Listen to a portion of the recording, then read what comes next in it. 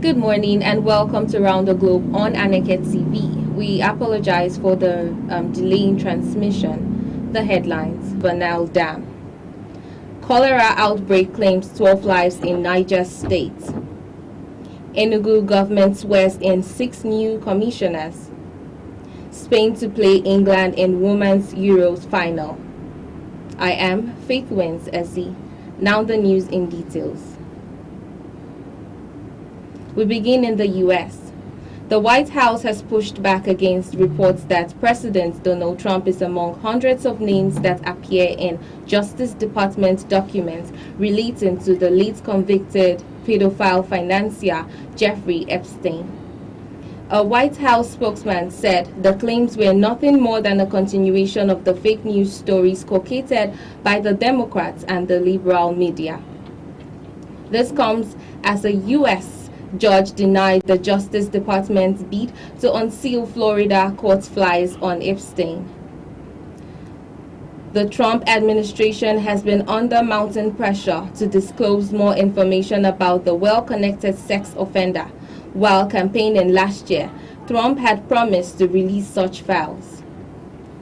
In Ethiopia, an Ethiopian official has denied Trump's claim that the United States helped fund Ethiopia's new mega dam on the River Nile, saying it is false and destructive.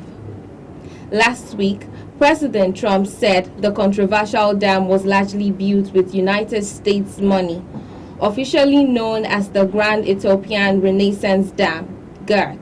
The project is Africa's biggest hydroelectric plant and a major source of pride for Ethiopians. Over the 14 years it has taken to complete GERD, the Ethiopian authorities have repeatedly said that the dam was funded by the government, along with contributions from the Ethiopian people. The dam has, however, angered Egypt and Sudan, which lie upstream on the River Nile, and fear the dam could lead to less water flowing into their countries. Meanwhile, the Deputy Director of the GERD Coordination Office, Fig Tami, has dismissed Trump's remarks, saying the dam was built without any foreign aid. In Togo, a new constitution has been allowed Togo's longtime head of state, Faure Gnassingbé, to shift to a new role as all-powerful prime minister and escape the constraints of presidential term limits has triggered anger on the streets of the capital, Lomé. Protests are set to continue to tomorrow. At least 5 demonstrators have died while confronting official security forces in recent weeks. But it is not the orthodox political opposition predictably crushed in local elections last week that has mobilized frustrated young Togolese people. Instead, it is musicians, bloggers, and activists who have tapped into popular anger and weariness with a regime that has been in power under the leadership of Faure Gnassingbé, or before him, his father Gnassingbé Eyadema, for almost 6 decades. Far in Thailand, bilateral relations between Thailand and Cambodia have been at their worst in more than a decade after armed clashes in May left 1 Cambodian soldier dead. In the past 2 months, both countries have imposed tit-for-tat restrictions and strengthened troops' presence along the border. The fresh clashes come a day after Thailand recalled its ambassador to Cambodia following a landmine explosion that injured a Thai soldier along the border. Just yesterday, Bangkok also said it would expel Cambodia's ambassador. Back home in Lagos, away from the foreign scene, President Bola Tinubu has asked the House of Representatives to reverse the federal government's external borrowing plan for the 2025 to 2026 fiscal cycle. In a letter conveyed by Speaker Abbas Tajuddin and signed by Finance Minister Wale Edun, the president is seeking an additional $47 million for the Lagos-Calabar Coastal Highway project, bringing the total cost from $700 million to $747 million. According to the letter, additional funding is necessary to accommodate reversed project costs and ensure timely completion of the highway, a flagship infrastructure project under the current administration. In Niger State, a cholera outbreak in Niger State has claimed at least 12 lives and left more than 230 others hospitalized across several local government areas. The outbreak was first detected last Sunday in Shiroro local government area. As of yesterday, cases had spread to at least 6 local government areas including Mina, Boso, Shiroro, Magama, Bisa, and Munya. Healthcare officials said that 239 individuals had been affected and were receiving treatment at various primary healthcare centers in the impacted areas. In Abuja, the All Progressive Congress (APC) has announced the change in the venue and time of its National Executive Committee (NEC) meeting scheduled for today.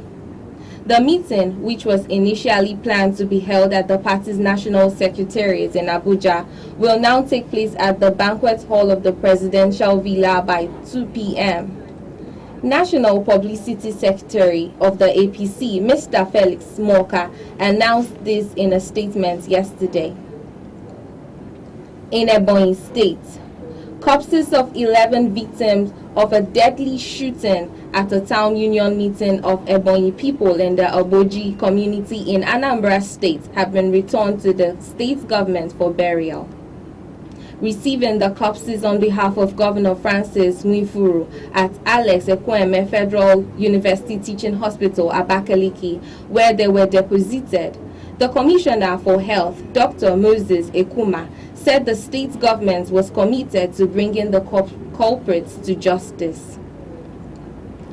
Dr. Ekuma said 5 of them were from Izi and Ebonyi local government areas, 5 from Ikwo local government area, and 1 from Eza North local government area.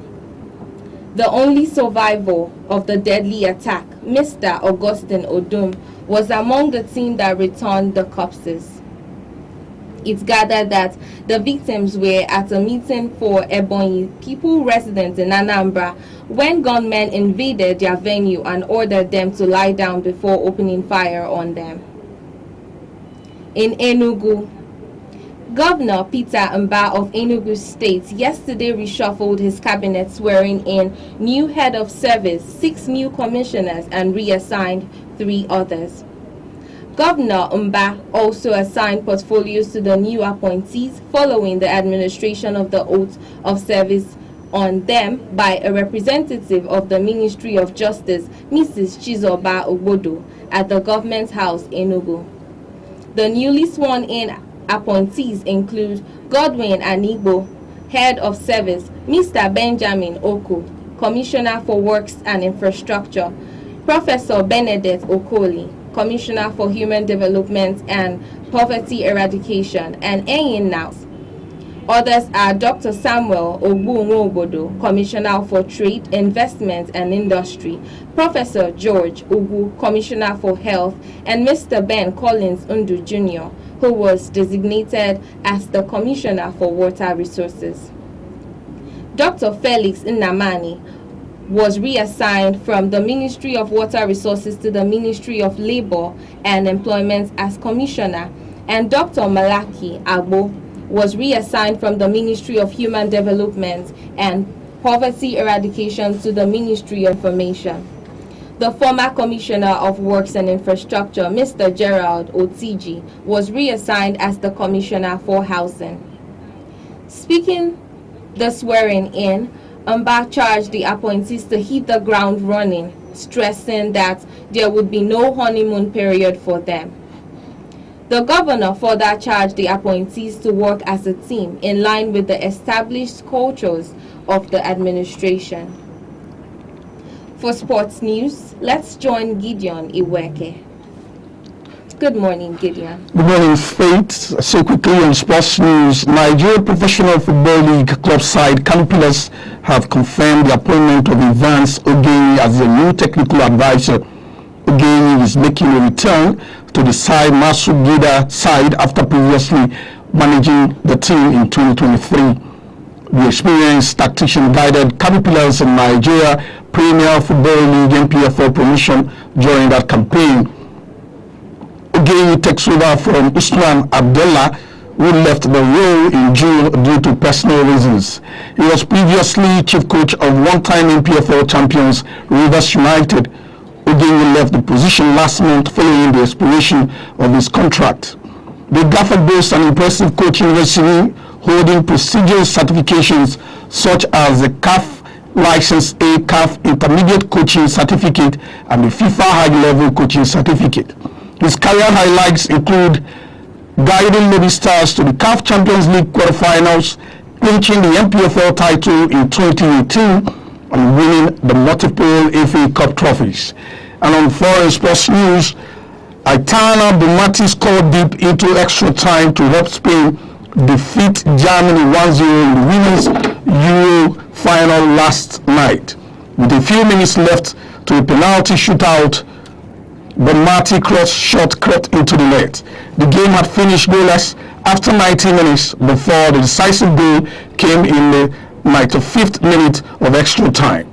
Spain will now take on England in Sunday's finals in what will be a repeat of the 2023 World Cup finals. The three Lionesses will be looking to defend the trophy they won at the last edition. Although Spain are the current World Cup champions, they will be playing in Euros final for the first time when the two sides played each side in the 2023 World Cup finals. Spain beat England 1-0 in Sydney, Australia. That's it on sports news. My name is Gideon. Welcome back to you, Faith. And that's it on Round the Globe on Aneke TV. I am Faith Wins Essie. Thank you for watching.